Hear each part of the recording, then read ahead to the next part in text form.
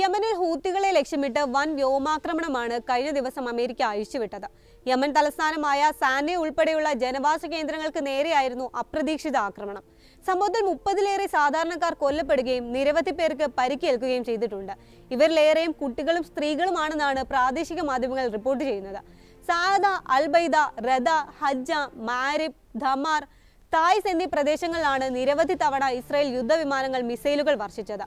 US president Donald Trump സ്വന്തം social media പ്ലാറ്റ്ഫോമായ truth സോഷ്യലിലൂടെ നടത്തിയ പ്രഖ്യാപനത്തിന് പിന്നാലെയായിരുന്നു ആക്രമണം. ചെങ്കടലിലെ കപ്പൽ ആക്രമണമാണ് ട്രംപ് സൈനിക നടപടിക്ക് കാരണമായി പറയുന്നത്. ഫലസ്തീൻ ഐക്യദാർഢ്യവുമായി ഹൂത്തികൾ നടത്തുന്ന ചെങ്കടൽ യുദ്ധം അമേരിക്കയ്ക്കും ലോക സമ്പദ് വ്യവസ്ഥയ്ക്കും ബില്യൺ ഡോളറുകളുടെ നഷ്ടമുണ്ടാക്കിയിട്ടുണ്ടെന്നും ട്രംപ് സമ്മതിക്കുന്നുണ്ട്. എന്നാൽ ആക്രമണം തുടരാനിടയില്ലെന്നാണ് വ്യക്തമാകുന്നത്.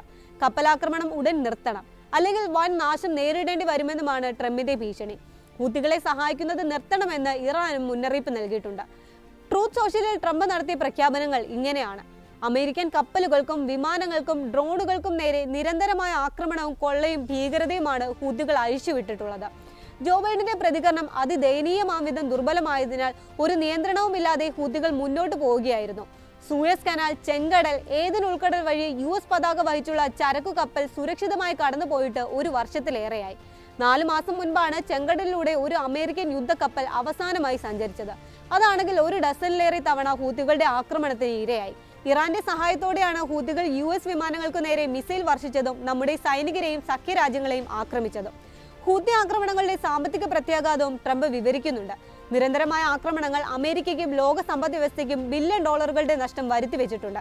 ഇതോടൊപ്പം നിരപരാധികളുടെ ജീവൻ അപകടത്തിലാക്കുകയും ചെയ്തു.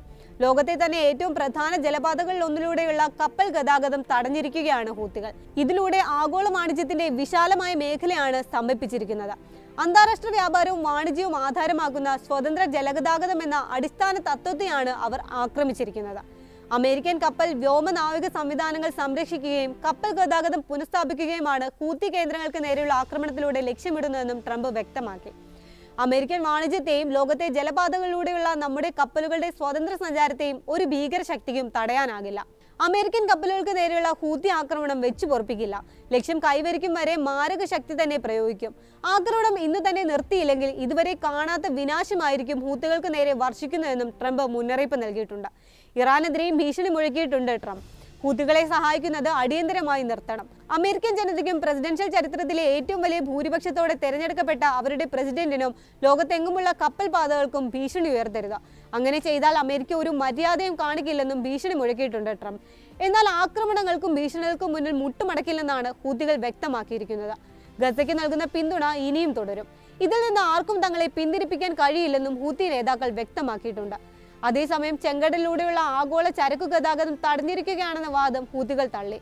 ഇസ്രായേൽ കപ്പലുകളെ മാത്രമാണ് തങ്ങൾ ലക്ഷ്യമിടുന്നത്. ഈ പ്രസ്താവനയിലൂടെ ആഗോള സമൂഹത്തെ തെറ്റിദ്ധരിപ്പിക്കാനാണ് ട്രംപ് ശ്രമിക്കുന്നതെന്നും സംഘം പ്രതികരിച്ചു. ഇസ്രായേലിന് നേരത്തെ മുന്നറിയിപ്പ് നൽകിയ കാര്യവും അവർ ചൂണ്ടിക്കാട്ടുന്നുണ്ട്. ഗസയിലേക്കുള്ള മാനുഷിക സഹായം തടഞ്ഞതിനെ തുടർന്നാണ് ചെങ്കടൽ ആക്രമണം വീണ്ടും ആരംഭിക്കാൻ തീരുമാനിച്ചിട്ടുള്ളത്. യുദ്ധപ്രഖ്യാപനത്തിന് മുൻപ് മധ്യസ്ഥർക്കുൾപ്പെടെ ഇടപെടാനായി 4 ദിവസം നൽകിയിരുന്നു.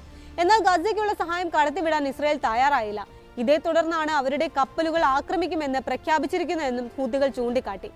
US ആക്രമണത്തിന് ശക്തമായ തിരിച്ചടി ഉണ്ടാകുമെന്നും അവർ മുന്നറിയിപ്പ് നൽകിയിട്ടുണ്ട്. യമന്റെ നിശ്ചയദാർഢ്യത്തെ ഈ ആക്രമണങ്ങളൊന്നും ബാധിക്കില്ല. പരിസരത്തുള്ള US യുദ്ധക്കപ്പലുകളുടെയും വ്യോമസേനയുടെയും സാന്നിധ്യം തങ്ങളെ ഭയപ്പെടുത്തുന്നില്ല. പ്രഖ്യാപിക്കപ്പെട്ട നാവിക മേഖലയിലൂടെ ഒരു ഇസ്രായേൽ കപ്പലും കടന്നു പോകില്ലെന്നും ശക്തമായ തിരിച്ചടി ഉണ്ടാകുമെന്നും ഭീഷണി മുഴക്കിയിട്ടുണ്ട് ഹൂത്തികൾ.